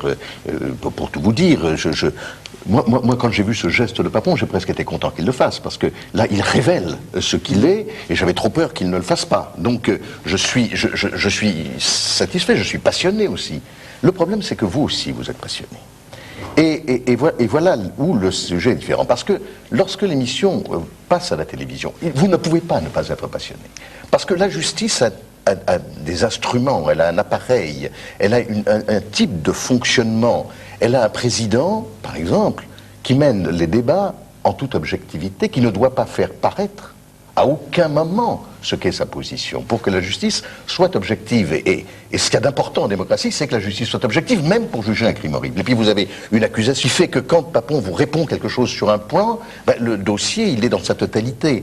Et en définitive, en déplaçant le tribunal sur le tribunal de l'opinion, vous voyez, je vais là, en le déplaçant sur le tribunal de l'opinion, je crois effectivement qu'on ne rend pas un service à une institution aussi fondamentale que c'est la justice, qui va tout de même, dans cette affaire, avoir à prononcer une peine peut-être à déclarer qu'un homme est coupable du plus horrible des crimes que l'on puisse reprocher à un homme. On ne lui rend pas un service, dites-vous, c'est-à-dire que selon vous, on l'entrave la justice. C'est-à-dire que, selon vous, l'émission de Le Monde de Léa a été néfaste pour l'œuvre de justice. Oui, parce que je pense effectivement que dans une situation, surtout lorsqu'il va y avoir une justice qui va être une justice populaire, je pense effectivement que vous avez des jurés. Vous avez un vrai problème là. Vous avez des jurés qui, avant de venir à l'audience, vont donc avoir eu cette scène qui va déjà être quelque chose, et cette scène qui va être une scène où vous-même le dites, son avocat ne peut pas intervenir, puisqu'il n'y a pas d'intermédiaire entre le journaliste et la personne. Et donc son avocat n'intervient pas. Donc il y a déjà eu cette scène. Certains peuvent l'avoir pris d'ailleurs dans un sens et d'autres dans l'autre. Mais je trouve que là, il y a... L'instance judiciaire est une instance, certes, archaïque, mal faite, etc., mais qui doit, dans son déroulement, respecter un certain nombre de formes. Et là, moi, je crains beaucoup que ça ne perturbe Henri Leclerc, ce que vous dites là, je comprends bien, mais on pourrait le dire pour tous les procès d'assises, puisque tous les procès d'assises sont médiatisés avant d'arriver à l'audience, et on en parle largement. Je crois effectivement que c'est un des gros problèmes que nous avons, c'est un problème judiciaire. C'est-à-dire que, effectivement, l'image et la médiatisation préalable, et le débat préalable qui peut exister, parce qu'à la limite, vous avez ce que j'ai vu dans certains procès. J'ai vu dans un procès un jour un journal, Paris Match pour ne pas le citer, qui avait posé la question de la façon suivante, vous allez répondre parmi les tels, un tel est-il coupable ou innocent? Et vous répondez, et il y avait 75% de gens qui disaient qu'il était coupable. Et ça, c'est, je dis, une façon de rendre la justice qui est très mauvaise. C'est un problème de fond que vous posez, et il mérite vraiment réflexion. Et personnellement, je suis prêt à participer à voix haute ou dans les commissions à une réflexion de ce type. Mais il y a 2 points sur lesquels je voudrais vous répondre. Le premier point, c'est qu'en aucun cas, je n'ai eu l'intention, et je ne l'ai pas montré, de me substituer à la justice. En aucun cas, à l'issue des questions que j'ai posées, je n'ai décrété la culpabilité ou l'innocence de mon interlocuteur. En aucun cas, je n'ai exigé un verdict ou une sentence. Donc attendez, non, Alain Raymond, c'est important parce que je crois qu'il vaut mieux qu'on s'écoute, si vous le permettez, qu'on ne s'interrompe pas, parce que c'est important, c'est important. Donc ça, c'est le premier point. Le deuxième point, je comprends parfaitement votre souci, comme je comprends parfaitement le souci d'autres personnes, comme Henri Agenberg, je l'ai dit, sur l'opportunité ou pas de diffuser ce débat. Mais je vous demande, et je comprends le souci d'homme de justice, magistrat ou avocat, je vous demande de me comprendre aussi. Je veux dire de nous comprendre, nous, hommes d'information. Il y a 2 logiques. Il y a aussi une logique d'information. Pourquoi l'ai-je fait, au fond, après avoir longuement réfléchi? Parce que j'ai hésité. J'ai hésité. J'allais pas voir Papon de gaieté de cœur, vous l'avez bien compris. J'ai hésité. Je l'ai fait parce que, sur Vichy, précisément, moi je ne veux pas confondre avec d'autres procès d'assises ou avec d'autres sujets. Sur Vichy, précisément, j'ai estimé important et nécessaire que la télévision apporte sa contribution à la connaissance de cette période. Parce que jusqu'à présent, les jeunes générations n'ont de Vichy qu'une approche livresque. Il y a d'excellents travaux qui ont été faits par les historiens, excellents, mais ils n'ont de Vichy qu'une approche livresque. Ils n'ont jamais vu, moi non plus, je suis né après la guerre, moi j'ai jamais vu de ma vie un haut fonctionnaire ayant obéi aux ordres de Vichy. J'avais envie de voir, j'avais envie de faire voir pour que les jeunes générations comprennent. Et croyez-moi, je vous assure, j'ai eu de très nombreuses réactions de jeunes qui ont dit, après cette émission, enfin, on a compris. C'est la raison pour laquelle, d'ailleurs, j'avais tenu sur le plateau à voir à la fois Michel Sitansky, résistant à l'origine des poursuites, et Arnaud Klarsfeld, de la nouvelle génération qui s'intéresse. Uniquement, voyez-vous, vous dites on a compris. Je crois que ce n'est pas une bonne façon de comprendre. Pourquoi? Parce que vous amenez un débat qui est inéluctablement un débat passionnel. Parce que vous êtes passionné, et c'est normal. Parce que vous n'êtes pas seulement quelqu'un qui va à la connaissance. Vous êtes là quelqu'un qui est indigné par l'horrible, comme vous le disiez tout à l'heure. Et la connaissance, moi je ne crois pas que ça soit la bonne façon de faire connaître. Je ne crois pas que ça soit la bonne façon de faire connaître parce que c'est une façon qui va faire juger.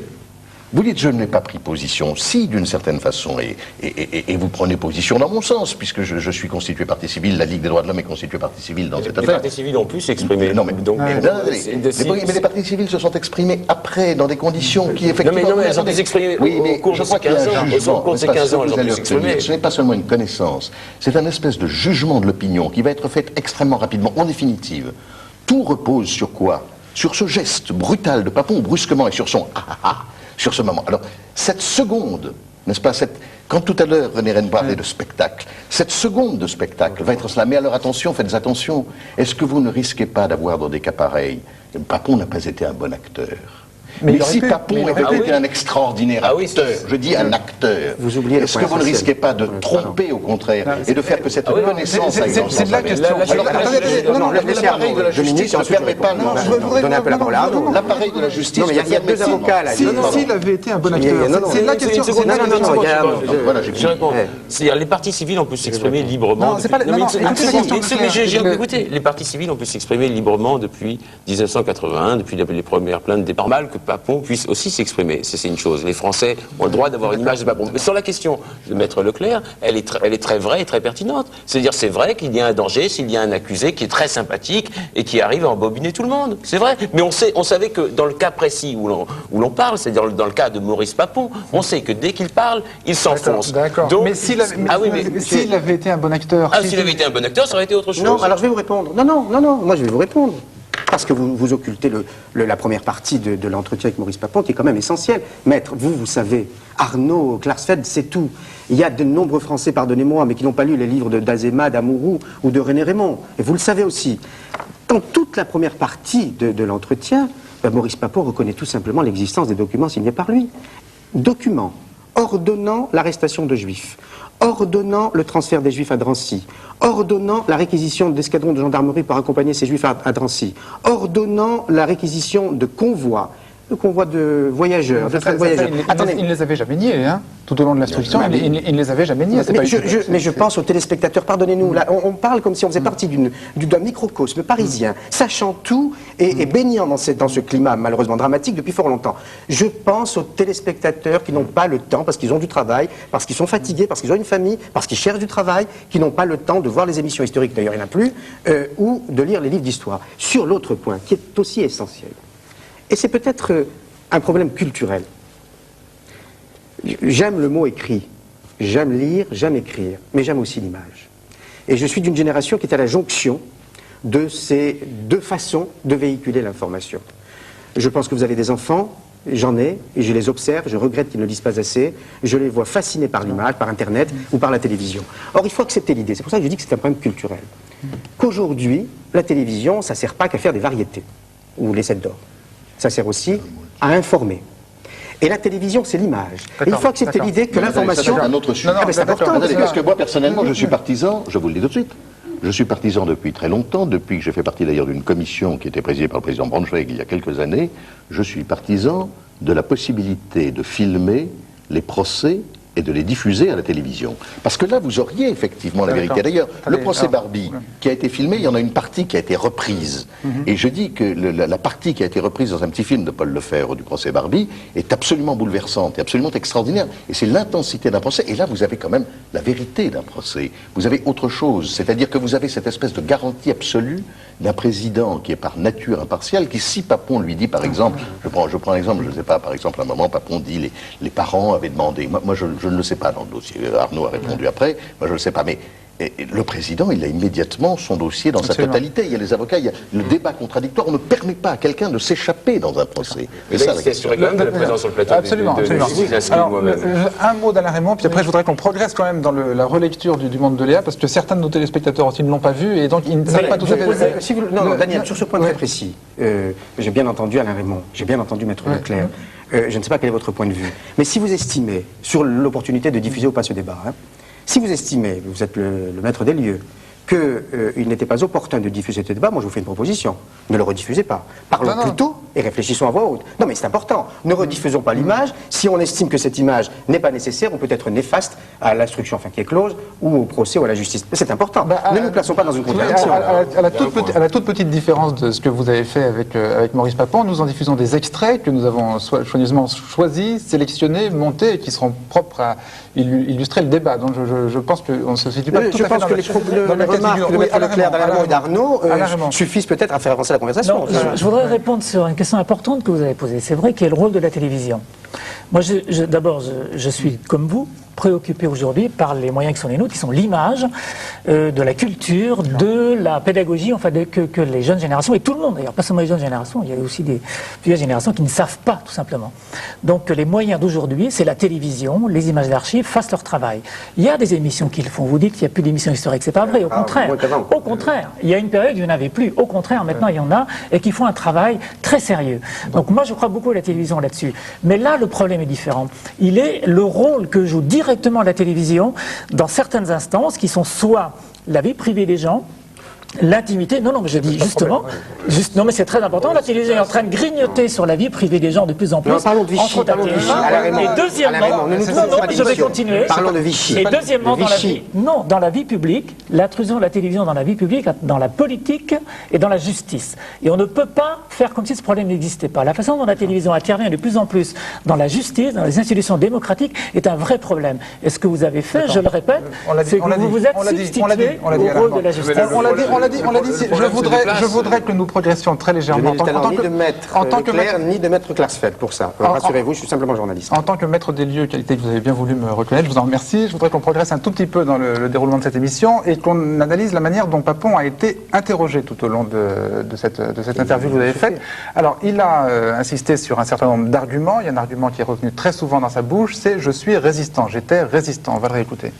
Entre juin 42 et août 44. Donc vous étiez secrétaire général de la préfecture de Gironde. Eh bien, je faisais partie de la résistance. Alors, laissez-moi finir. Bon, alors, j'étais résistant, je faisais partie de la résistance, j'obéissais, entrait dans les pieds, enfin, il a répété ça une dizaine de fois. Colombe Schnegg, vous avez lu la somme judiciaire de ce qu'on peut dire sur le cas Papon, c'est-à-dire l'arrêt de... La cour d'appel de Bordeaux. Alors, Michel Sitinski a répondu après sur l'appartenance à la résistance de Maurice Papon, mais ce qu'il faut peut-être préciser, c'est que d'abord, un jury d'honneur réunit la demande de Maurice Papon en 1981 a certifié son appartenance à la résistance, tout en ajoutant, faute d'avoir été mandaté par une autorité qualifiée de la résistance pour demander qu'il reste à son poste, Maurice Papon aurait dû démissionner en 1942. Et donc, là, ce jury d'honneur a dit qu'il n'avait pas le même sens de l'honneur que Maurice Papon. Le jury d'honneur n'a pas eu aussi les moyens qu'il n'a pas eu les moyens. Quant à la cour d'appel de Bordeaux, selon l'arrêt de la cour d'appel de Bordeaux, donc qui a examiné toutes les pièces, cependant il ne ressort de l'instruction aucune certitude quant à l'appartenance de Maurice Papon à la résistance. Il a obtenu sa carte. Il a obtenu sa carte de résistance en 1958, c'est-à-dire 13 ans après les faits, quand il est devenu préfet de police, quelques semaines après être devenu préfet de police de Paris. Donc il y a quand même une certaine...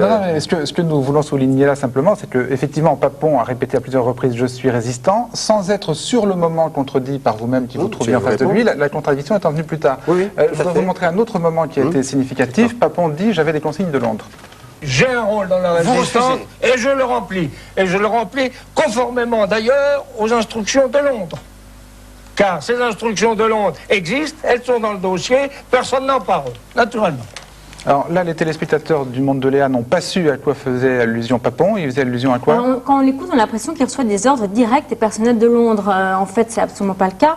La seule chose dont il peut se prévaloir, c'est effectivement à la BBC en 1942, il y a un colonel qui dit que, je cite l'arrêt de la cour d'appel, que les magistrats restés en France pouvaient entraver au maximum les instructions des occupants et recueillir le maximum de renseignements. Lui, on lui reproche d'avoir fait l'usage. Bien entendu, il aurait pu se prévoir de ça, mais c'était un discours de la BBC qui était destiné à tout le monde. En général, on ne demandait pas de commettre des crimes contre l'humanité. On n'est pas en train, évidemment, de rentrer dans le débat de fond. On est en train de dire simplement que dans cette interview, Papon dit un certain nombre de choses, dont vous lui donnez la parole, il les dit, et il n'est pas contredit. Vous ne le contredites pas. Mais je vais vous répondre. Vous ne le contredites pas. Si vous m'y autorisez. Est-ce que quelque part, le poison ne fait pas son chemin? Non, du tout, parce que j'ai bien compris. Non, puisqu'on reproche à Palomar de s'être comporté en procureur.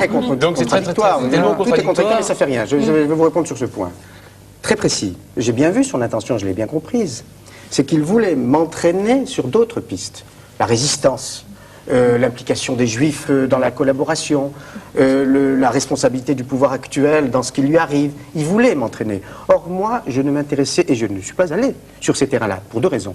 La première, c'est que je savais très bien que Michel Sitinski et que Maître Klarsfeld allaient ensuite répondre, et que c'est le dossier, ils le connaissent encore beaucoup mieux que moi. Donc sur ces points précis, je savais qu'ils allaient répondre. Mais ils ne répondent pas à tout. Hein, mais la seconde... Ils répondent pas à tout. La seconde raison est assez précise, c'est que je vous assure que je ne pensais qu'à ceux qui ne connaissaient pas ou si peu l'histoire de Vichy. Et que je ne voulais m'en tenir qu'à des questions très précises sur le comportement.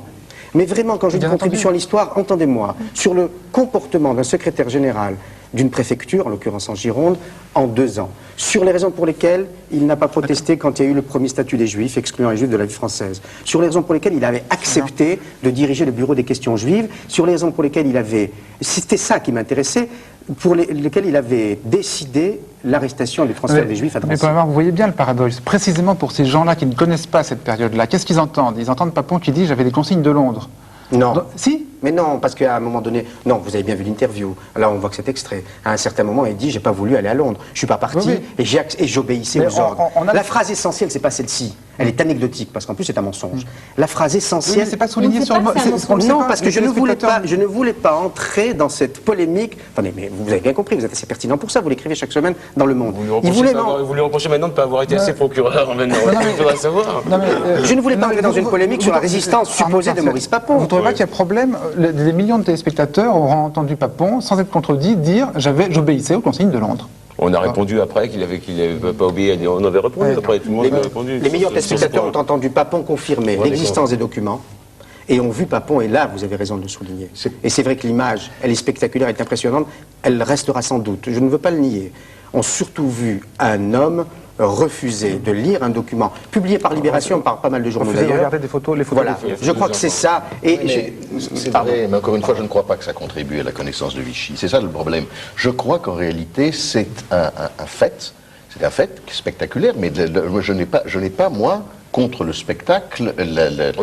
Après tout, le spectacle peut être un élément, si vous voulez, de la compréhension d'une certaine chose. La justice aussi. C'est une forme de spectacle rituel, mais c'est une forme de spectacle. Le problème, c'est que je crois que ça contribue très peu. Pourquoi? Parce que c'est un éclat, parce que c'est un sentiment, parce que c'est quelque chose qui n'est pas au niveau de la compréhension profonde. Et qu'en réalité, ce débat rapide, haché, qui reproduit, que vous le vouliez ou non, des formes judiciaires avec le tribunal de l'opinion, je crois que c'est un débat qui d'une part affaiblit l'institution judiciaire qui va venir par la suite, et puis surtout qui est un peu faussé, qui est un peu pipé, quelles que soient vos bonnes intentions, et je ne les conteste pas, quelles que soient vos bonnes intentions, je crois que le débat est pipé. Parce que, vous voyez, on peut vous dire, mais vous n'avez pas répondu sur ce point, puis après vous avez trop répondu sur ce point. Je crois cependant que, quand même, que les Français ont pu, Henri Leclerc, je crois cependant que les Français ont pu se faire une image du personnage qui était Maurice Papon. Moi, je le connaissais, je l'avais déjà vu dans un procès alors parce que c'est intéressant. Il y a des journalistes qui avaient été mis en cause, qui étaient les journalistes de l'Observateur,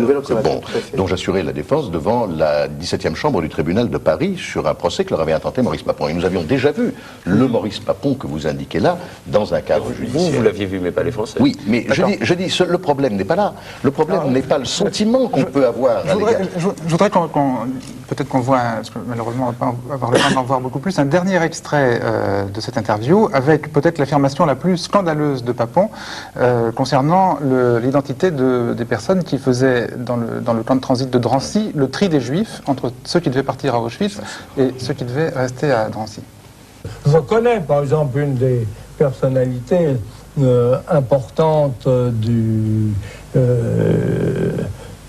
CRIF ou d'une autre association qui était chargée pendant la guerre au camp de Drancy de trier, je mets aussi ce mot affreux entre guillemets, de trier les Juifs entre ceux qu'il gardait à Drancy et ceux qu'il désignait pour la déportation en Allemagne. Monsieur Papon, pourquoi avez-vous accepté cette allusion que je fais vise un juif éminent de la société française. C'est eux qui triaient, c'est pas moi. Alors ça c'est terrible et c'est peut-être d'une nature différente de ce qu'on a vu précédemment. C'est eux qui triaient, c'est pas moi, dit-il. Il n'est pas là non plus contredit sur le moment. Mais si on a les cons. Après, 20 minutes après une pause, 20 minutes après, il y a peut-être des gens qui sont partis se coucher. Il y a peut-être des gens qui sont partis se coucher. Oui, il y a des gens qui partent se coucher une minute après. Est-ce qu'au moment où il dit ça, est-ce que vous savez à qui il fait allusion? Est-ce que vous êtes au courant? Non. Il fallait surtout pas qu'il fût contredit par moi sur ce point très précis. Mais pour une raison précise. D'abord, il cherchait à me faire perdre mon sang-froid. Et c'est vrai que je suis passionné, mais comment ne pas l'être par un tel dossier. Donc, il cherchait à m'entraîner sur ce terrain-là. C'est vrai. Sur ce terrain-là. C'est là il cherchait à m'entraîner sur ce terrain-là. Et je ne voulais, c'est comme pour la résistance, je ne voulais surtout pas aller sur ce terrain-là. Il cherchait à faire tout simplement diversion. Et le deuxième point, je vous pose une autre question. Tellement gros. Attendez, je vous pose une autre question parce que c'est une allusion qui est à la fois anonyme, fielleuse et en même temps très précise. Il dit une haute personnalité du CRIF aujourd'hui. Pourquoi ne pas avoir coupé ça au montage? Pourquoi ne pas avoir coupé ça au montage, comme vous avez coupé d'autres morceaux? Vous ne pouvez pas tout me reprocher d'être procureur, d'être indulgent, de pas monter. Ça montre aussi la personnalité. Ça veut dire qu'il dit, en gros, il dit les Juifs. Non mais faisons pour un peu. Il dit les Juifs ont tué les Juifs. Voilà ce qu'il en arrive à cet argument-là. Bon, si ça suscite pas l'indignation des gens, qu'est-ce qui va susciter l'indignation? Et la question, j'y ai répondu après dans le cadre de l'émission, en disant que les Juifs qui étaient à Drancy étaient dans l'antichambre de la mort. Vous avez bien répondu, mais encore une fois, pardonnez-moi, 20 minutes après, une pause de pub. Enfin, là, je vais vous répondre une minute après que vous m'ayez posé la question. Bon, les téléspectateurs ont le temps de fermer la télévision aussi. C'est vrai. Je voudrais juste un tout petit point. Vous dites qu'on fait des reproches contradictoires. Mais ce n'est pas nos reproches qui sont contradictoires, c'est la position, encore une fois, dans laquelle vous êtes mis, qui nous amène à vous faire des reproches contradictoires. Du tout. Mais c'est pas du tout. Mais non, c'est exactement ce qu'a dit. C'est ce qu'a dit très bien. C'est ce qu'a dit très bien Maître Leclerc. Vous mélangez les deux rôles, encore une fois, de procureur et de journaliste. Dans certains cas, vous dites j'insiste, dans d'autres cas, vous dites je ne pouvais pas insister, mais c'est une position impossible à tenir. Du tout. Gardez vos reproches à destination de ceux qui ont collaboré au temps de Vichy. trop facile de me répondre ça, parce Paul que, Amar. parce que Comme si je n'avais pas ces reproches-là. Vous détournez l'intérêt comme de si on n'avait pas tous écrit. Non, c'est trop facile. Croyez-moi. Avocat de la partie, moi je pense que Paul Amar a posé les questions qu'il fallait, avec beaucoup de sang-froid, au moment où il fallait, avec beaucoup de compétences journalistiques. Écoutez, je pense que Non, mais on est obligé d'arrêter. On est malheureusement, Henri Leclerc, on est malheureusement... Quand bien même il aurait posé les meilleures questions, il ne pouvait pas ne pas être dans une situation ambiguë et ne pas être passionné comme il l'était, alors que la justice a besoin, pour aboutir à la vérité judiciaire, à une forme de solennité, de sérénité, d'indépendance du juge, qui fait qu'effectivement, elle est d'une nature différente. Non, un mot. Il y a un mot essentiel dans ce que vous dites, qui est le mot justice, que je respecte profondément, et vous le savez. Et vous le savez, il y aura un procès. Il y a un autre mot, acceptez ce mot de ma part, qui est le mot information à destination de l'opinion. C'est tout. Tous les arguments ont été échangés. Jean-Jacques Vanier, bonjour. Alors, la télévision, comme le montre souvent Arrêt sur Image, truque la vérité. Et aujourd'hui, moi aussi, j'ai truqué. Voilà, je ne vous ai pas regardé pendant une demi-heure. J'ai fait semblant. Et au dernier moment, j'ai dit, tiens, stop, je prends ça, et puis je ferai semblant de parler. Et semblant d'avoir écouté et d'avoir saisi ce qui me semblait l'essence même du débat. Allons-y. Donc j'ai truqué, mais je l'annonce. Je vous ai regardé très attentivement, pas du tout au hasard, et j'ai choisi un petit passage très court. Ça dure 3 secondes. Fallait-il ou pas passer ce débat? C'est ça la question essentielle. Voilà. J'ai choisi ça. J'aurais pu choisir autre chose. Ce qui m'a amusé beaucoup, c'est que juste derrière l'écran, quand vous dites fallait-il ou pas passer cette émission, on entend Alain Raymond qui dit mais c'est la question que je vous pose. Et donc ce qui me frappe en fait dans cette question, c'est que vous la posiez. C'est-à-dire, ça me paraît l'essentiel de débat, c'est que vous posiez cette question, parce que vous ne vous la posez pas à vous, sinon vous auriez dit aurais-je dû diffuser ce débat? Vous la renvoyez aux autres, et dans le coin de la télé, Alain Raymond vous la renvoie à son tour, comme un match de ping-pong. Voilà, c'était mon arrêt sur image d'aujourd'hui. Merci à tous, nous serons de retour dimanche prochain à 12h30, rediffusion jeudi à 14h30. Au revoir.